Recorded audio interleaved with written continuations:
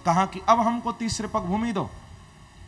तो राजा बलि दोनों हाथ जोड़कर कहते हैं कि प्रभु आपने 2 पग में सब कुछ ले लिया मेरा। मैंने आपके विराट रूप में नीचे के लोक भी देख लिए, ऊपर के लोक भी देख लिए, इस पृथ्वी को भी देख लिया, और इस पृथ्वी में अपने राज्य को, अपने महल को, अपनी पत्नी, अपने बच्चों को, सबको मैंने देख लिया आपके विराट रूप में। लेकिन प्रभु सब कुछ देखने के बाद भी मैंने आपके विराट रूप में अपने आप को कहीं नहीं देखा। तो हे वामन भगवान, जब आपने मेरा सब कुछ ले लिया है तो प्रभु आप फिर मुझे ही क्यों छोड़ रहे हो? अब उठाओ आप अपना तीसरा पग और अपने भक्त के मस्तक पर रखकर अपने भक्त के तीसरे वचन को भी आप सत्य कर दो। पदम तृतीयम कुरु शीर्षण में निजम। ऐसा कहकर राजा बलि झुक गए हैं चरणों में। ठाकुर जी ने अपना तृतीय पग उठाया है और भक्त के मस्तक पर रखकर तीसरे वचन को भी सत्य कर दिया।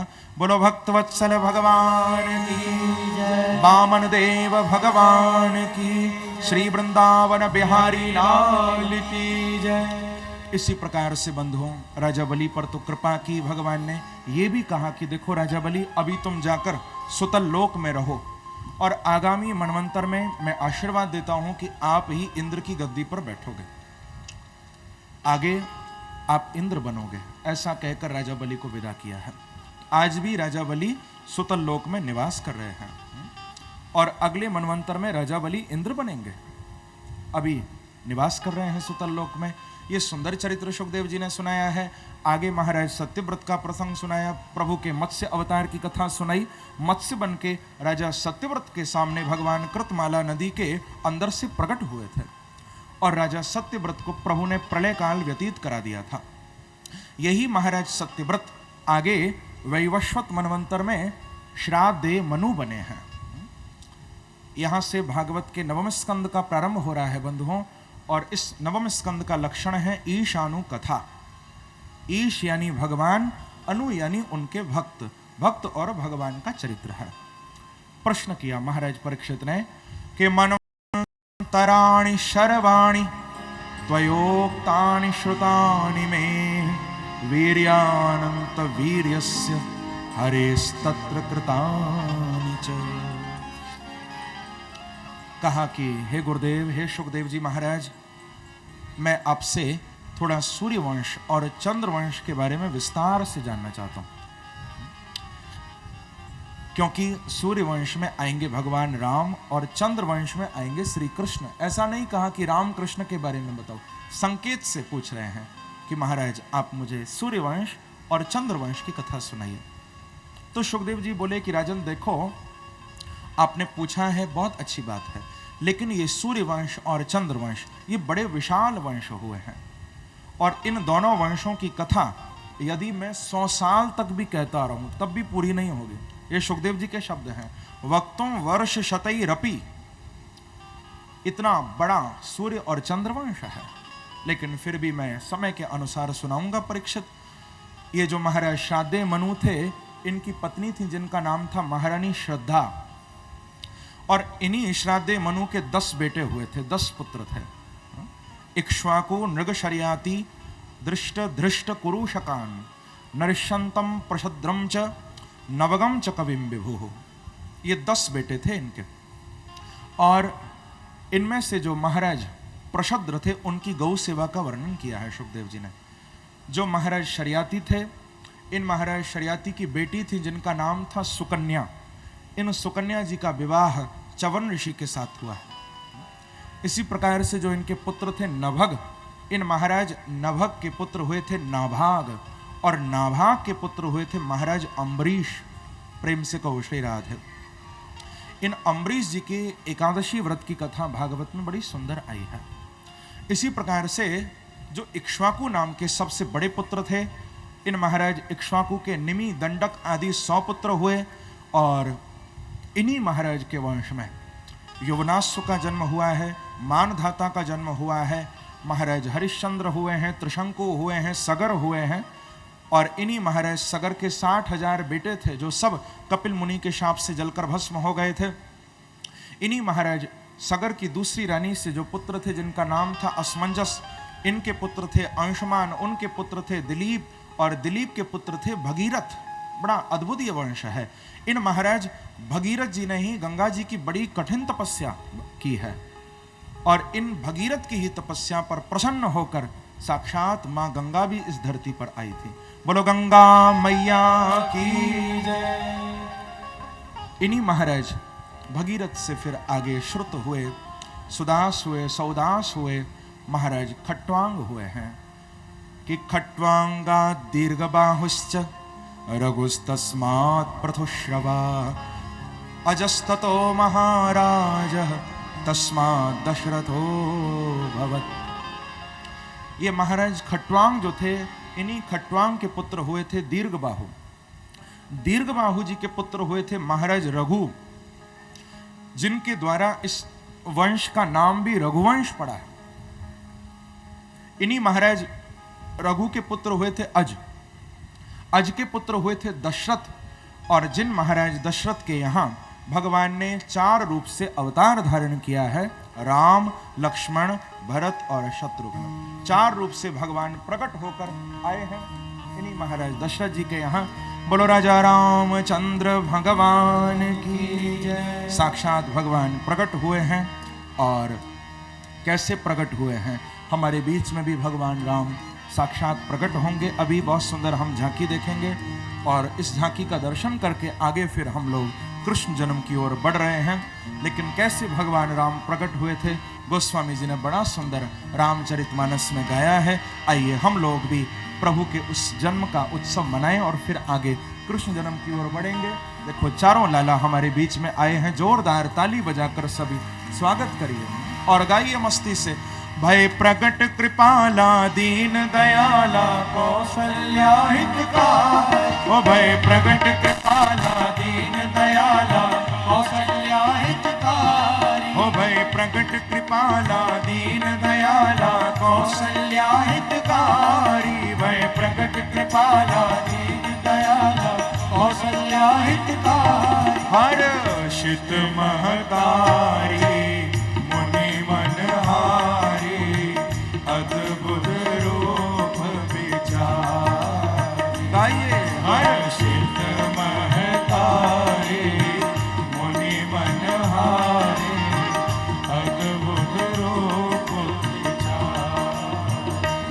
हो लोचन अभिरामा तनु घनश्यामा, निज आयुध भुजचारी, लोचन अभिरामा तनु घनश्यामा, निज आयुध भुजचारी, भूषण बनमाला नयन विशाला, शोभा सिंधु करारी, ओ भूषण बनमाला नयन विशाला, शोभा सिंधु करारी। वो कह दुई कर चोरी अस्तुति तोरी, तेरी विधि करो अनंता, कहीं दुई कर चोरी अस्तुति तोरी, तेरी विधि करो अनंता। माया गुण ज्ञाना गीत अमाना, वेद पुराण अनंता। माया गुण ज्ञाना गीत अमाना, वेद पुराण अनंता। करुणा सुख सागर सब गुण आगर, जय गावहि श्रुति संता। करुणा सुख सागर सब गुण आगर, जय गावहि श्रुति संता। सो मम हित लागी जन अनुरागी, भयो प्रगट श्री गंगा। गाइए सो मम हित लागी जन अनुरागी, भयो प्रगट श्री गंगा। ओ ब्रह्मांड निकाया निर्मित माया, रोम रोम प्रतिवेद गए। ब्रह्मांड निकाया निर्मित माया, रोम रोम प्रतिवेद गए। मम पुरसोवासी यह उपहासी, सुनत धीर मति थिर न रहे। मम पुरसोवासी यह उपहासी, सुनत धीर मति थिर न रहे। उपजा जब ज्ञाना प्रभु मुस्काना, चरित बहुत विधि कीन जय।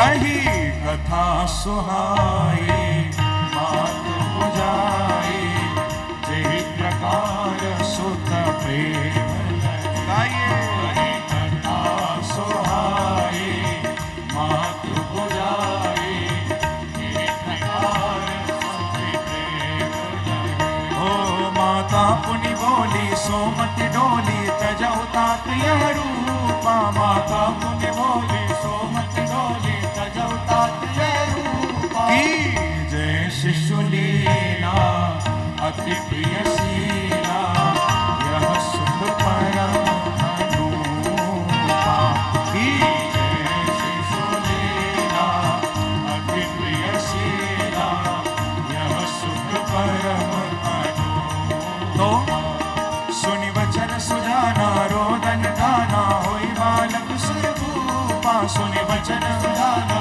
रोदन गाना होई बालक सुरभूपा यहाँ चरित जे गावै हरि पद पावै तेन परई भव भूपा यहाँ चरित जे गावै हरि पद पावै तेन परई भव गाइए राजा राम राम राम सीता राम राम राम राजा राम राम राम सीता राम राम ओ राजा राम राम राम सीता राम राम ओ राजा राम राम राम सीता राम राम ओ राजा राम राम राम सीता राम राम राम राजा राम राम राम सीता राम राम ओ राजा राम राम राम सीता राम राम राजा राम राम राम। ऐसे नहीं, प्रेम से ताली की सेवा करते हुए जय हो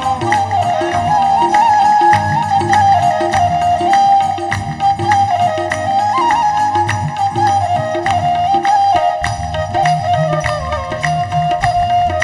बाल कृष्ण लाल की जय हो, राजा रामचंद्र भगवान की जय हो।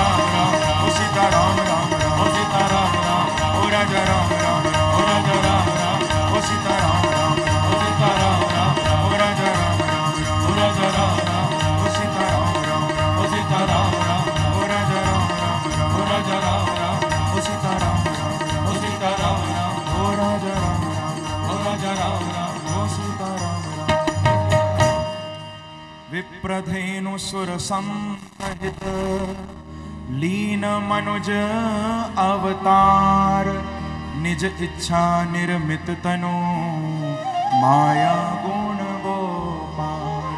बोलो राजा रामचंद्र भगवान की जय। प्रभु श्री राम प्रकट हुए हैं अवधपुर में, अयोध्या में, सरयू के किनारे।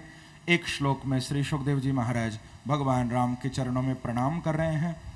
बड़ा सुंदर ये अद्भुत श्लोक है, और एक ही श्लोक में मानो पूरा सुखदेव जी ने रामायण ही सुना दी है। इसको भागवत के विद्वान शुक रामायण कहा करते हैं। बड़ा अद्भुत ये श्लोक है, क्योंकि राम कथा का मैं विस्तार नहीं कर पाऊंगा। भागवत में भी केवल 2 अध्याय में बहुत संक्षिप्त में राम कथा आई है। तो एक श्लोक में हम लोग 2 मिनट के लिए हाथ जोड़कर भगवान राम के चरणों का ध्यान करें। मैं ये श्लोक बोलूंगा और हम सब प्रभु श्री राम का ध्यान करें कि गुरुवर थे त्यक्त राज्यो व्यचरदनुवनम पद्म पदभ्याम प्रियाया पाणिस्परसा क्षमाभ्याम मृजत पथुरुजो यो हरीन्द्रानुजाभ्याम वैरूप्या चोरपणक्षा प्रिय विरहरुषा रोपित ब्रू विजृंभ त्रस्तावदिरबद्ध सेतु खलदवदहन कौशलेन्द्रोवतम। भगवान राम के चरणों में प्रणाम किया, सुखदेव जी ने वंदन किया। जिन प्रभु श्री राम ने गुरुवर थे त्यक्त राज्य, अपने पिता की वाणी को रखने के लिए, सत्य करने के लिए राजमहलों के सुख को छोड़ दिया था। नंगे पांव वन वन में प्रभु श्री राम ने विचरण किया, अनेक असुरों का नाश किया, भक्तों पर कृपा प्रभु ने की। अंत में उस अधर्म के प्रतीक रावण का प्रभु ने संहार किया। ऐसे भगवान राम के चरणों में हम सब कोटि कोटि प्रणाम करें, वंदन करें। इसी प्रकार से बंधुओं आगे फिर निमि वंश का वर्णन बीच में हुआ, और नवम स्कंद के अंत में बहुत सुंदर चंद्रवंश का वर्णन यहाँ पर सुखदेव जी ने किया है। जिस चंद्रवंश से, जो चंद्रवंश चंद्रमा से ही चला है, चंद्रमा के बुध हुए, बुध के पुत्र हुए पुररवा, और इन्हीं से ये चंद्रवंश आगे बढ़ा। इस चंद्रवंश में महाराज नहुष हुए हैं, महाराज श्री ययाति जी हुए हैं, बड़े अद्भुत अद्भुत राजा हुए। महाराज यदु हुए, और जिन यदु महाराज से एक शाखा निकली जिसका नाम पड़ा यदुवंश, और उसी यदुवंश में महाराज श्री सूरसेन के पुत्र वसुदेव जी, और जिन वसुदेव जी के यहाँ भगवान ने अवतार लिया है। नवम स्कंद के अंत में श्री सुखदेव जी ने 2 श्लोकों में संक्षिप्त में भगवान कृष्ण की कथा सुनाई है कि जातो गतः पितृगृहाद् व्रजमेदितार्थो हत्वा रिपून् शतशतानि कृतोरुदार उत्पाद्यतेषु पुरुषः क्रतुभिः समीजे आत्मानमात्मनिगमं प्रथयन् जनेषु। 2 श्लोकों में संक्षिप्त में भगवान कृष्ण की कथा सुनाई है कि कारागार में जन्म, वहां से गोकुल गए, गोकुल में वृद्धि हुई, अनेक असुरों को मारा, फिर मथुरा आए, कंस को मारा, द्वारिका बसाई, और उद्धव को ज्ञान देकर अपने धाम चले गए। ऐसे 2 श्लोकों में कथा सुनाई और चुप हो गए सुखदेव जी। लेकिन महाराज परीक्षित ने जब देखा कि गुरुदेव तो समाधि में बैठ गए, अब तो आगे बोलते नहीं हैं, तो अब यहां से भागवत का 10वां स्कंद प्रारंभ हो रहा है, और ये 10वां स्कंद भगवान कृष्ण का हृदय है। इसी 10वें स्कंद में ठाकुर जी आए हैं, और प्रारंभ हो रहा है महाराज परीक्षित के प्रश्न से।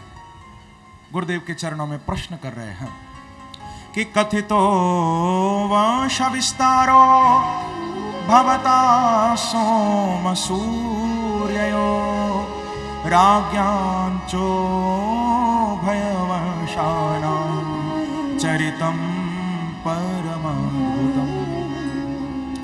प्रश्न किया कि गुरुदेव आपने सूर्य वंश की और चंद्र वंश की कितनी अच्छी अच्छी कथाएं मुझे सुनाई। आपने बताया इसके बाद ये हुए, इसके बाद ये हुए, मेरे तो कान थक गए, इतनी वंशावली आपने सुना दी।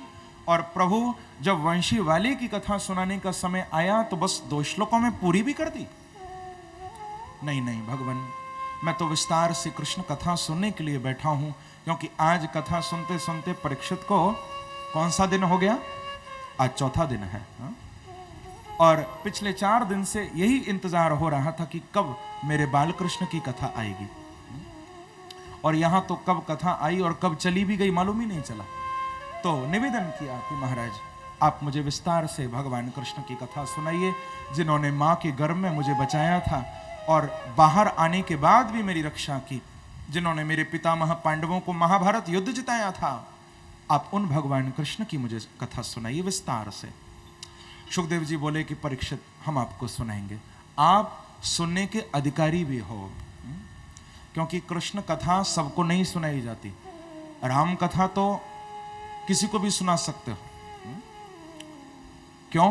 क्योंकि जैसे राम जी सीधे साधे हैं तो उनकी लीला भी सीधी सादी है, हाँ, जल्दी समझ आ जाती है। लेकिन हमारे कन्हैया जैसे टेढ़े हैं, उनकी सारी लीलाएं भी बड़ी टेढ़ी हैं। हाँ, मैंने कल बताया था ना, ये बांके बिहारी है, सारी लीलाएं टेढ़ी हैं। तो इनकी कथा तो उसको ही सुनाई जाए जो एकदम निर्विकार होकर सुनना चाहे, क्योंकि यहां कृष्ण कथा में पल पल पर शंकाएं होंगी। क्यों माखन चुराया, क्यों महाराज किया, यहां तो पल पल पर प्रश्न खड़े हैं। लेकिन उन प्रश्नों को हटाकर केवल भाव से लीला का यदि आनंद ले कोई, वो कृष्ण कथा का सच्चा अधिकारी है। क्योंकि भगवान ने जो सब लीलाएं की हैं उनके पीछे कारण भी हैं, मैं आगे कथा के माध्यम से बताऊंगा। लेकिन हम निर्विकार होकर भगवान की कथा सुने, क्योंकि यदि हमको भगवान कृष्ण की लीला में कोई कमी दिखाई दे रही है तो कमी भगवान में नहीं है, इसका अर्थ है कि कमी हमारे अंदर छुपी हुई है। तो कहा कि परीक्षित तुम तो पक्के श्रोता हो कृष्ण कथा के, मैं सुनाऊंगा आपको। और यहां से कृष्ण कथा में प्रवेश करा रहे हैं कि भूमिर दृप्त नृपव्याज दैत्यानीक शतायुतैः आक्रांता भूरिभारेण ब्रह्मांडं शरणं ययो। कहा कि देखो परीक्षित, एक बार ये पृथ्वी अनेक दुष्ट राजाओं के अत्याचारों से बड़ी दुखी हो गई और दुखी होकर गौ रूप धारण करके गौ भूत्वा श्रुमुखी खिन्ना, गौ का रूप बनाकर ये पृथ्वी श्री ब्रह्मा जी के पास गई। कहा कि ब्रह्मा जी मेरे ऊपर बड़े दुष्ट राजा आ गए हैं, आप रक्षा करिए। ब्रह्मा जी बोले कि हे देवी मैं कुछ नहीं कर सकता हूं, आओ हम सब मिलकर भगवान नारायण के पास चलें।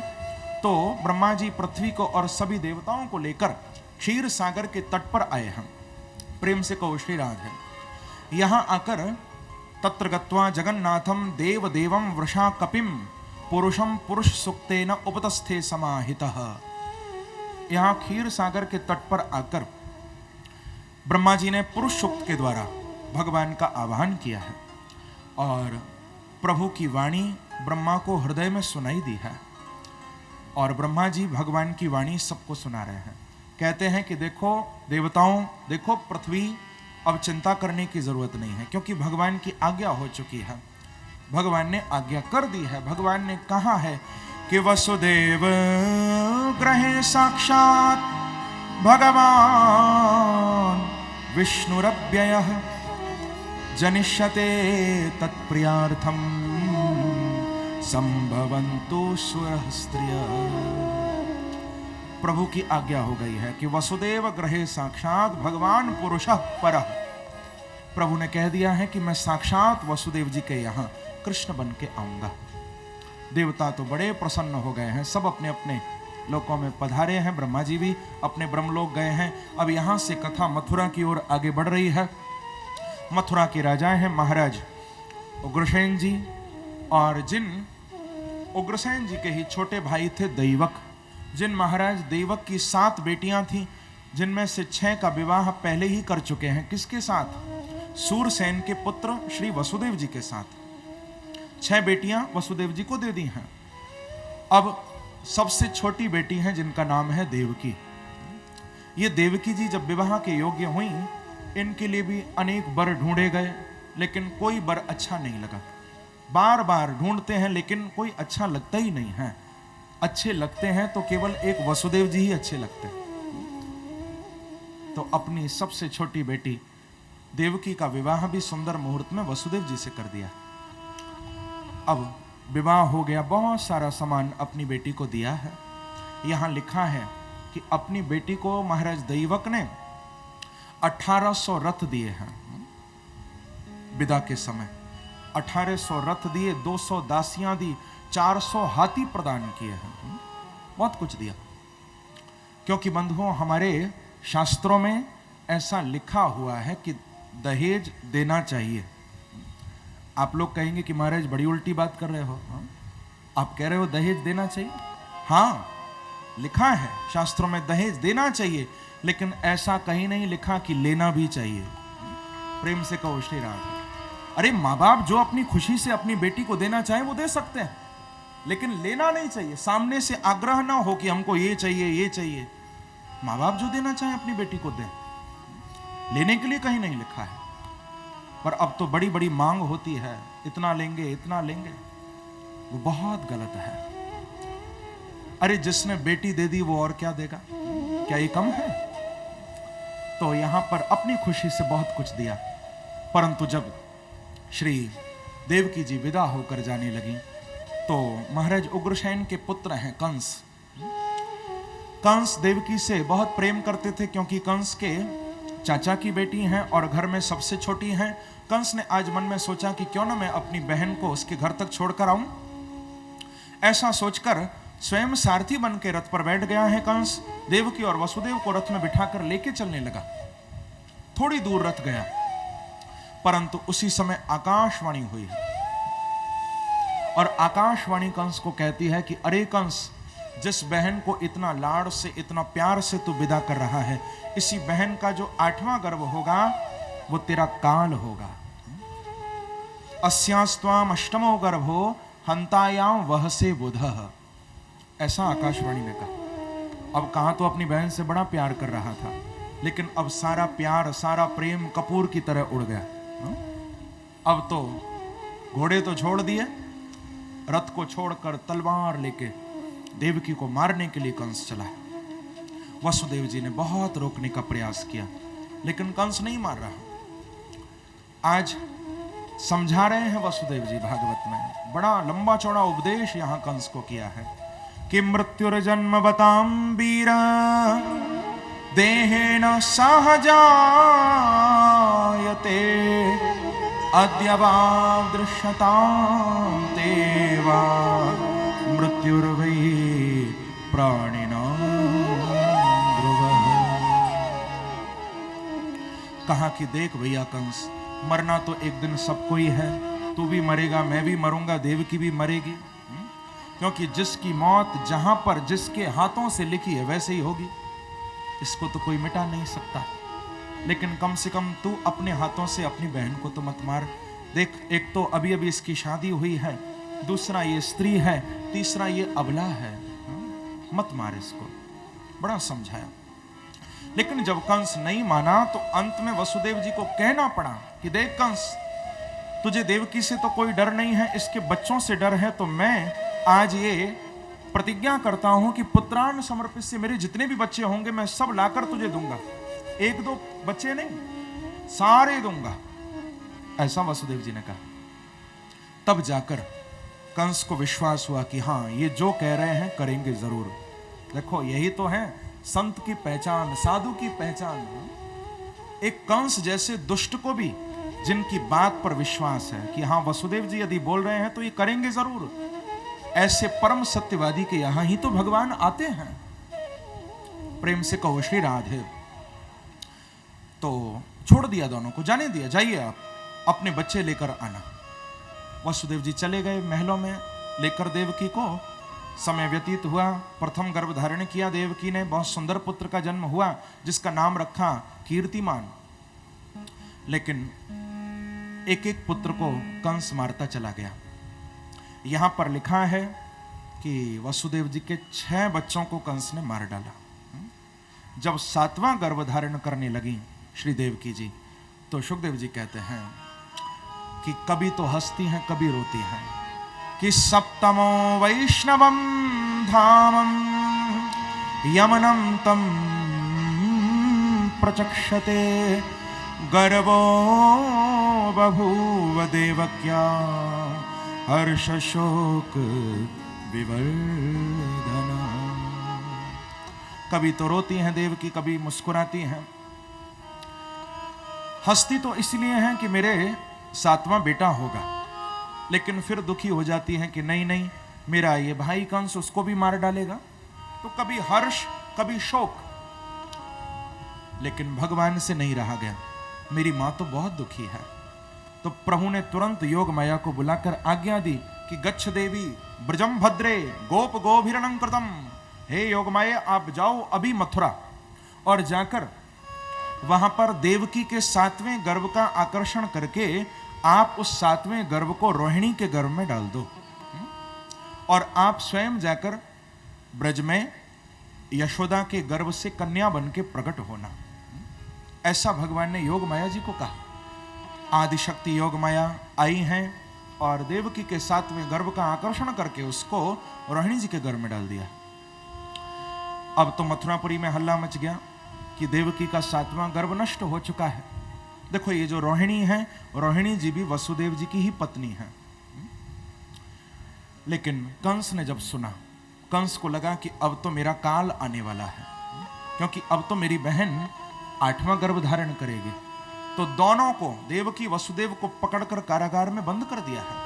हथकड़ियां बेड़ियां डाल दी हैं। कारागार के द्वार पर बहुत सारी सेना लगा दी है। लेकिन बंधुओं, कितने भी पहरे लगाओ, कितना भी जोर लगा लो, लेकिन बांके बिहारी को आने से न कोई रोक पाया है न रुक पाएगा। जब जहां आना होता है प्रभु वहां पहुंच जाते हैं। कौन रोक सकता है? इतना पहरा लगाया, लेकिन फिर भी सुखदेव जी कहते हैं कि मन आनक दुंदभे। वसुदेव जी और देवकी दोनों को अलग अलग भी बंद करके देख लिया, लेकिन भगवान तो वसुदेव जी के मन के ही द्वारा देवकी के गर्भ में प्रवेश कर गए ठाकुर जी। क्योंकि संसार का साधारण बालक तो पिता के तन के द्वारा मां के गर्भ में जाता है, लेकिन भगवान तो अनोखे हैं ना, अद्भुत हैं। वसुदेव जी के मन के ही द्वारा देवकी के गर्भ में पहुंच गए ठाकुर जी। लेकिन 8वां गर्भ तो धारण कर लिया, परंतु कंस रोज आता है देखने देवकी को। समझ रहा है कि देवकी के चेहरे पर एक बहुत विलक्षण तेज है। लगता है कि मेरा शत्रु आ गया है। बार बार तलवार उठाना चाहता है कि क्यों ना मैं देवकी को मार डालूं, लेकिन उठने के बाद भी तलवार नीचे हो जाती है। क्यों? क्योंकि भगवान बैठे हुए हैं। किसकी ताकत है जो कुछ कर सके? चाहकर भी तलवार नहीं उठती है कंस की। देवताओं को खबर लग गई कि हमारे रक्षक, हमारे परम आराध्य भगवान पहुंच गए हैं आज भूलोक में। तो उसी समय सारे देवता भी आकाश से उतरकर और देवकी की गर्भस्तुति करने के लिए कारागार में पधारे हैं। और कितना सुंदर स्तुति कर रहे हैं कि सत्यव्रतम सत्य परम त्रिसत्यम सत्यस्य योनिम निहितम च सत्ये सत्यस्य सत्य मृत सत्य नेत्रम सत्यात्मकं त्वां शरणं प्रपन्ना। बड़ी सुंदर गर्भस्तुति देवताओं ने की। भगवान को इस श्लोक में 9 बार सत्य सत्य सत्य कहकर पुकारा। प्रभु को कहा कि भगवान, आप कभी झूठ नहीं बोलते हैं, हमेशा आपकी वाणी सत्य होती है। आपने वचन दिया था कि आप आओगे, तो आपने वचन को पूरा भी किया है। प्रभु, आप हम सब देवताओं की रक्षा करने के लिए पधारे हैं और पहली बार नहीं आए हैं। भारम भुवो हरियदुत्तम बंधनम ते। प्रभु, आप तो अनेक बार पहले भी आ चुके हैं, कभी नरसिंह बनकर, कभी बारह बनकर, कभी वामन बनकर। हम सब देवता, हे प्रभु, आपके चरणों में कोटि कोटि प्रणाम करते हैं। सब देवताओं ने वंदन किया है भगवान को और सब वहां से पधारे हैं। अब तो बड़ा सुंदर समय आ गया है कि अथ सर्वगुणोपेतः कालः परमशोभनः यर्ह्यो वा जन्मर्क्षं शांतर्क्षं ग्रहतारकम्। बड़ा सुंदर समय आ गया है। सुखदेव जी कहते हैं कि राजन, भादों का सुंदर महीना है और कृष्ण पक्ष है, अष्टमी तिथि है। आज कालः परम शोभन। सुखदेव जी कहते हैं कि आज काल भी सुंदर रूप को धारण करके प्रकट हो गया है। चारों ओर सुंदर मंद सुगंध वायु चल रही है, हवा चल रही है। नदियों का जल स्वच्छ हो चुका है। सरोवरों में सुंदर सुंदर कमल के फूल खिल रहे हैं। और मंदम मंदम जलधरा जगरजूर्ण सागरे, आज आकाश में बादल भी आकर मंद मंद गर्जना कर रहे हैं, मंद मंद वर्षा भी हो रही है। आज सागर में भी हल्का हल्का उफान है। आज अग्नि कुंडों में अग्निदेव भी दक्षिणावर्त होकर प्रकट हो चुके हैं, प्रज्वलित हो चुके हैं। लेकिन सुखदेव जी कहते हैं कि निशीते तमद्भूते जायमाने जनार्दने देवक्यां वसुदेवस्य विष्णु सर्वगुहाशय। राजन, ऐसा सुंदर दिन है, सुंदर मुहूर्त है, भादों का महीना, कृष्ण पक्ष और सुंदर रोहिणी नक्षत्र है। रात के ठीक 12 बजे का समय था। देवक्याम देवरूपिण्याम विष्णु सर्वगुहाशय। ऐसे सुंदर दिन, सुंदर मुहूर्त में आकाश में देवता दुंदुभियां बजा रहे हैं, नगाड़े बजा रहे हैं, और भगवान ने कंस के कारागार में कृष्ण रूप से अवतार धारण कर लिया है। बोलो बाल कृष्ण लाल की, श्री वृंदावन बिहारी लाल की, जय जय श्री राम, जय जय श्री राम, जय जय श्री राम। साक्षात प्रभु कंस कारागार में प्रकट हो गए हैं, और कितने सुंदर हैं ठाकुर जी। सुखदेव जी कह रहे हैं, वाह कित्तम अद्भुतम बालकम अम्बुजिक्षणम चतुर्भुजम शंख गदायुधायुधम श्रीवत्सलक्ष्मं गलशोभिकौस्तुभं पीतांबरम सांद्रपयोधशोभदम। कैसा अद्भुत, कैसा सुंदर वो बालक है। तमद्भुतम बालकम अम्बुजिक्षणम। सुखदेव जी कहते हैं कि राजन, बड़ा अद्भुत ये बालक है। क्यों? क्योंकि पहली बात तो बड़ा सुंदर है, दूसरी बात सुंदर पीतांबर ओढ़ के आया है, हाथ में शंख चक्र गदा पद्म भी लग रहे हैं। अद्भुत है। संसार का बालक कहीं कपड़े पहन के पैदा होता है? शंख चक्र गदा पद्म लेकर आता है क्या? ठाकुर जी आए हैं, बड़े अद्भुत हैं। देवकी और वसुदेव ने जब देखा, सबसे पहले वसुदेव जी ने देखा, देवकी ने नहीं देखा। सुखदेव जी कहते हैं वसुदेव एक शत, पहले वसुदेव जी की नजर पड़ी, स्तुति करने लगे हैं। कहते हैं कि विदितोऽसि भवान साक्षात पुरुषः प्रकृते परः केवलानुभवानंद स्वरूपः सर्वभूतिदृक् रूपं यत्तद् प्राहुरव्यक्तमाद्यं ब्रह्म ज्योतिर्निर्गुणं निर्विकारं सत्तामात्रं निर्विशेषं निरीहं सत्वं साक्षात् विष्णुरध्यात्मदीपः। दोनों भगवान की स्तुति करते हैं, देवकी और वसुदेव। भगवान भी कहते हैं कि देखो वसुदेव जी, देखो देवकी जी, मैं पहली बार आपका बेटा बन के नहीं आया हूं, ये मेरा तीसरा अवतार है आपके यहाँ। क्योंकि इससे पहले आप दोनों ही कश्यप और अदिति थे। मैं आपके यहाँ पहले भी वामन बन के आ चुका हूं, और उससे पहले भी मैं प्रश्नि गर्भ रूप से प्रकट हुआ था। तो अब आप ऐसा करिए, यदि आपको कंस से कोई डर हो तो आप कृपा करके हमको गोकुल में नंद बाबा के यहाँ छोड़ आइए, और वहां जो कन्या प्रकट हो गई हैं, आप उस कन्या को वापस मथुरा लेकर आइए। भगवान ने ऐसा कहा। वसुदेव जी तैयार हो गए, लेकिन प्रभु क्या देखते हैं कि देवकी जी की आंखों में आंसू है। पूछा कि मां आप क्यों रो रही हो? आज तो मैं आया हूं। देवकी जी ने कहा कि प्रभु आए तो हो, लेकिन मेरी तो बड़ी इच्छा थी कि मैं आपको दूध पिलाती, क्योंकि और जितने भी पुत्र हुए उनको तो मैं दूध नहीं पिला पाई, लेकिन आपको पिलाती। तो भगवान बोले कि आप पिलाइए, हम तो सामने खड़े हैं। देवकी जी ने कहा कि पहले दूध पीने लायक तो बन जाओ, अब तो चतुर्भुज रूप से खड़े हो। अरे छोटे से लाला बनो तो मैं दूध पिलाऊं। भगवान ने जैसे ही मां की प्रार्थना सुनी, तो आज प्रभु ने झट अपना चतुर्भुज रूप छुपा लिया है, और छोटे से लाला बनकर अपनी मैया देवकी की गोद में ठाकुर जी किलकारियां भरते हुए विराजमान हो गए हैं। बोलो बाल कृष्ण लाल की जय। छोटे से लाला प्रभु बन गए हैं और देवकी जी ने दूध पिलाया है। वसुदेव जी लेकर प्रभु को सुंदर रत्नों से जड़ित पिटारी में ठाकुर जी को शयन कराया है। लोग कहते हैं कि भगवान को सूप में लेकर गए थे, लेकिन नहीं। अरे जो शंख चक्र गदा पद्म लेकर आ सकते हैं, कपड़े पहनकर आ सकते हैं, क्या वो अपने लिए एक पिटारी नहीं बना सकते? सूप में लेकर नहीं गए थे। सुंदर रत्नों से जड़ित पिटारी है जिसमें मखमल के सुंदर गद्दे लगे हुए हैं, चादर बिछी है। ठाकुर जी को उसमें शयन कराया, सुलाया। वसुदेव जी सिर पर लेकर चले हैं और जैसे ही चले हैं तो ता कृष्ण वाहे वसुदेव आगते स्वयं व्यवर्यंत यथा तमो रवेः।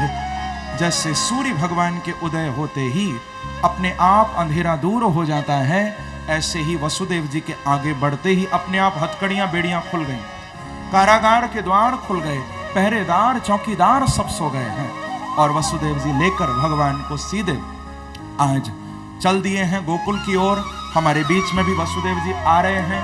क्या गाते हुए आ रहे हैं? आइए बड़े प्रेम से, बड़े भाव से सब मेरे साथ मिलकर गाइए। वसुदेव जी भी यही गाते हुए आ रहे हैं। देखो अभी हम नंदोत्सव मनाएंगे और जैसे आज यहाँ नंदोत्सव हम लोग मना रहे हैं, कल 5वां दिन है कथा का और कल की कथा में हम लोग बालकृष्ण की सुंदर बाल लीलाओं का दर्शन करेंगे, माखन चोरी लीला को सुनेंगे। हमारे सामने ठाकुर जी साक्षात कल माखन चुराएंगे भी, झांकी का भी दर्शन होगा। और कल शाम की कथा में हम लोग श्री गिरिराज महाराज का पूजन भी करेंगे। 56 भोग की झांकी भी गिरिराज जी के सामने लगाई जाएगी। तो ये कथा, ये झांकी हम लोग कल यहाँ पर दर्शन करेंगे, सुनेंगे। आइए अब वसुदेव जी महाराज लेकर भगवान को जा रहे हैं। सब लोग बड़े प्रेम से गाइए यही भाव कि गोविंद मेरो है, ओ गोपाल मेरो है, गोविंद मेरो है, गोपाल मेरो है, ओ गोविंद मेरो है, गोपाल मेरो है, गोविंद मेरो है, गोपाल मेरो है। श्री बाके बिहारी नंदलाल मेरो है, श्री बाके बिहारी नंदलाल मेरो है, ओ श्री बाके बिहारी नंदलाल मेरो है, श्री बाके बिहारी नंदलाल मेरो है, ओ गोविंद मेरो है, गोपाल मेरो है। देखो वसुदेव जी तो नाच रहे हैं, लेकिन क्या आप लोगों का मन नहीं कर रहा नाचने का? हाँ? आज हमारे लाला प्रकट हुए हैं तो क्या वसुदेव जी अकेले ही नाचेंगे? हाँ? क्या आप लोगों का मन नहीं कर रहा? ओ गोविंद मेरो है, गोपाल मेरो है, गाइए गोविंद मेरो है, गोपाल मेरो है। आप सब भी बालकृष्ण की इस सुंदर झांकी का दर्शन करिए। आप सब की ओर से मैं लाला को माला पहना रहा हूं। आप सब दोनों हाथ उठाकर ताली बजाते हैं। बोलो बाल कृष्ण लाल की गोविंद मेरो है, गोपाल मेरो है, ओ गोविंद मेरो है, गोपाल मेरो है, ओ श्री बाके बिहारी नंदलाल मेरो है,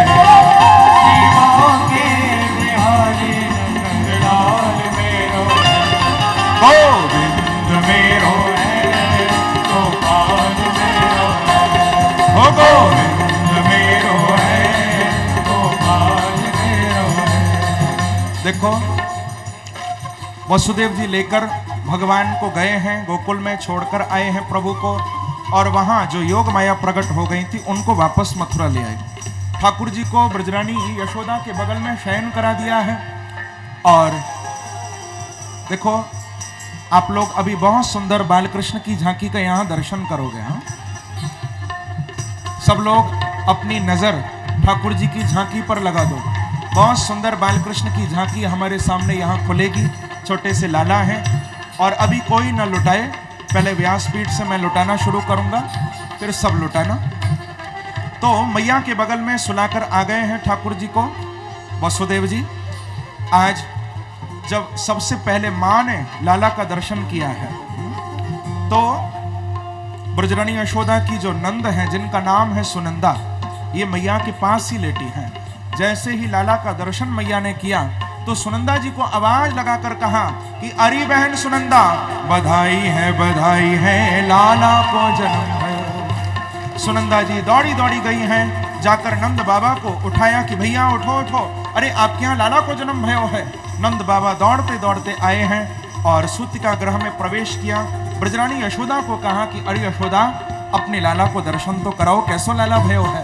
तो आज वस्त्रों में ढके बालकृष्ण प्रभु का दर्शन ब्रजरानी यशोदा नंद बाबा को और हम सबको करा रही हैं।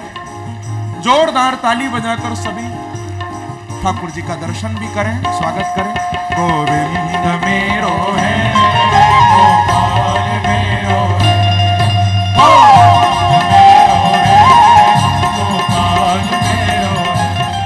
दोनों हाथ उठाकर ताली की सेवा करते हुए प्रेम से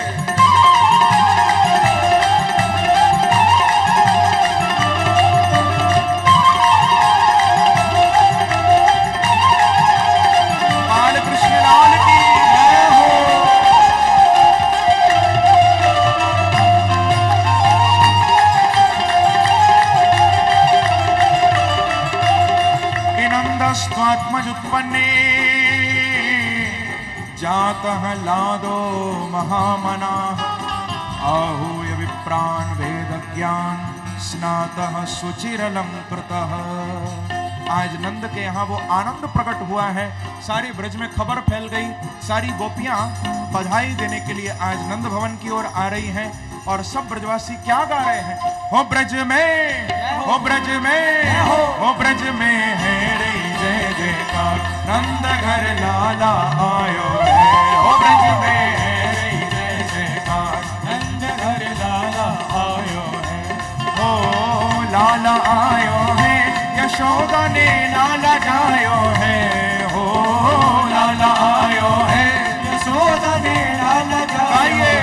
हो ब्रज में, हो ब्रज में, हो ब्रज में है रे जय जयकार, नंद घर लाला आयो है।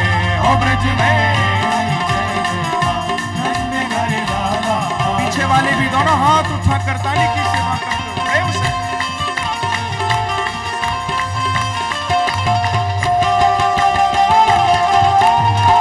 बालकृष्ण लाल की, गिरधर गोपाल की।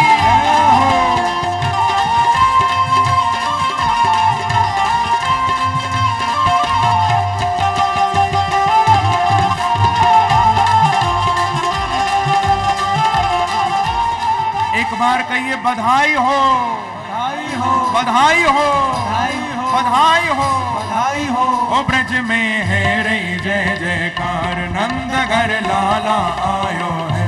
ओ ब्रज में रे जय जयकार, नंद घर लाला आयो है।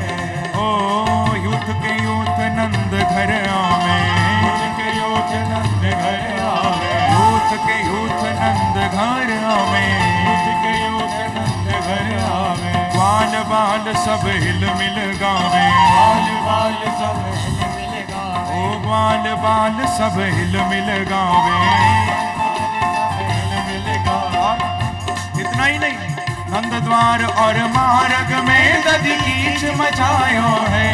ओ नंद द्वार और मार्ग में दधि कीच मचायो है। ओ ब्रज में, ओ ब्रज में, ओ ब्रज में है रे जय जयकार, नंद घर लाला आयो है।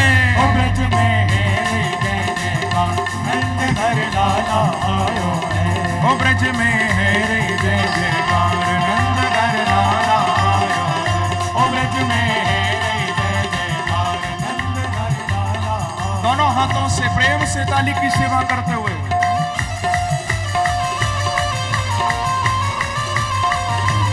देखो, अभी मैं यहां से बधाई लुटाऊंगा, लेकिन तभी लुटाऊंगा जब ताली बजाओगे और झूमोगे, नाचोगे। ओ ब्रज में है रे जय जयकार, नंद घर लाला आयो है।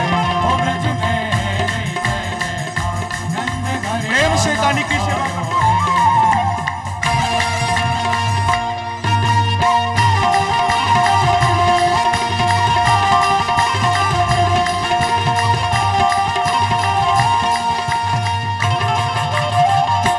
बाल कृष्ण लाल की हो, नंद के लाला की हो, यशोदा के लाला की हो।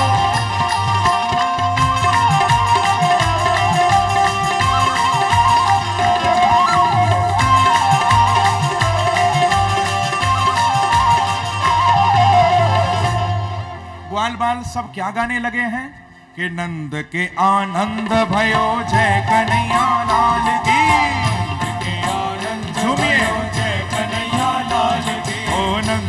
आनंद भयो जय कन्हैया लाल की, नंद के आनंद भयो जय कन्हैया लाल की। ओ हाथी दिने घोड़ा दिने और दिने पाल की, हाथी दिने घोड़ा दिने और दिने पाल की। ओ हाथी दिने घोड़ा दिने और दिने पाल की, हाथी दिने घोड़ा दिने और गाइए।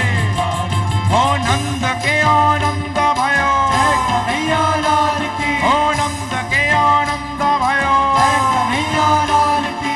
हाथी दीने घोड़ा दीने और दीने पाल की, ओ हाथी दीने घोड़ा दीने और दीने पाल की। ओ नंद के आनंद भयो जय कन्हैया लाल की, नंद के आनंद भयो जय कन्हैया लाल की।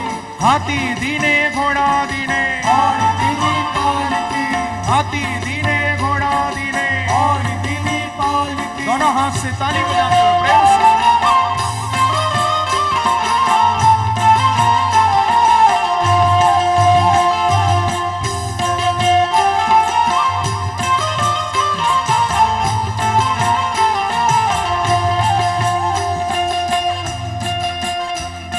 सबसे पहले ये लुटाऊंगा, लेकिन ये तो बड़ा प्यारा है, इस पर तो मेरा भी मन आ रहा है, लेकिन लुटाऊंगा कोई बात नहीं। हाँ, लेकिन पहले गाओ।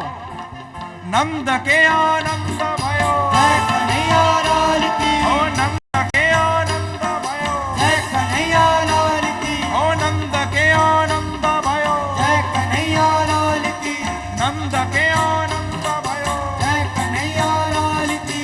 जय कन्हैया लाल की, जय बोलो गोपाल की, जय कन्हैया लाल की, जय बोलो गोपाल की। नंद के आनंद भयो जय कन्हैया लाल की, नंद के आनंद भयो जय कन्हैया लाल की।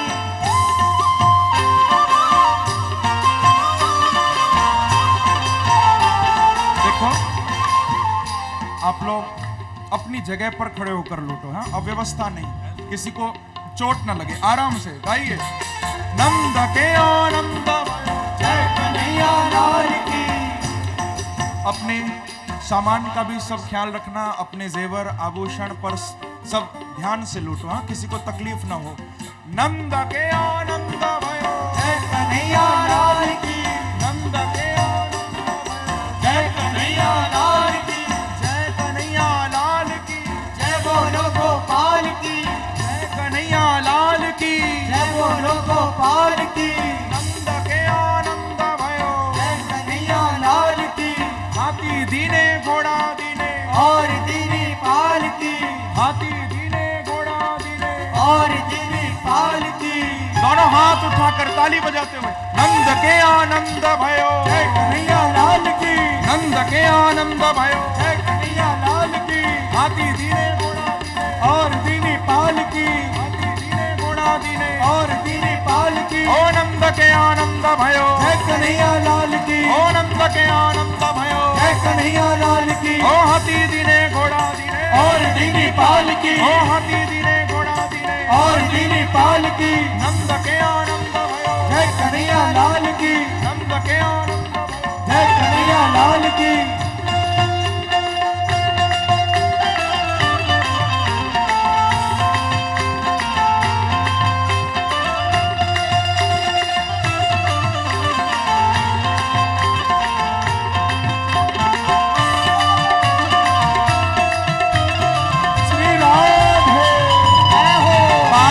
लाल की जय हो।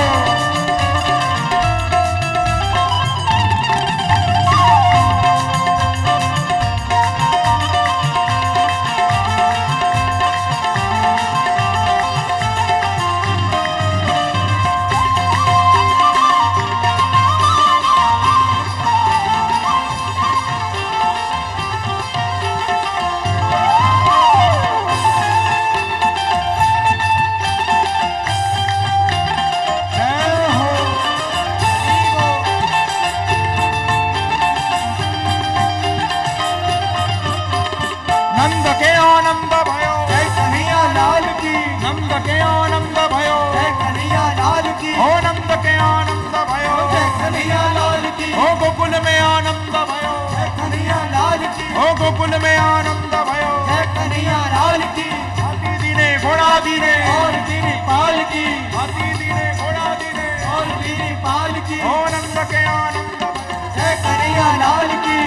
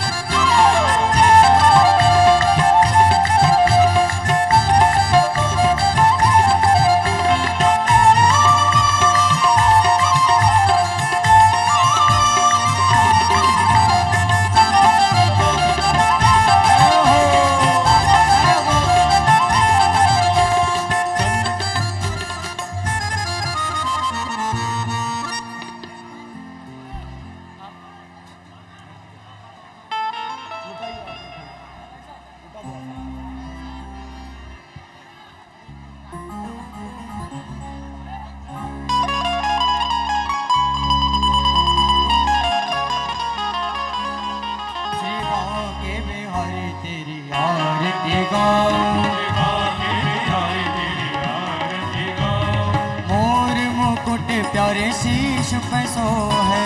और मुकुट प्यारे शीश पे सो है। प्यारी बंशी मेरो मन मोह है। प्यारी बंसी मेरो मन मोह है। एक छवि बलिहारी में जाऊं। एक छवि बलिहारी में जाऊं। चरणों से निकली गंगा प्यारी। चरणों से निकली गंगा प्यारी। जिसने सारी दुनिया तारी।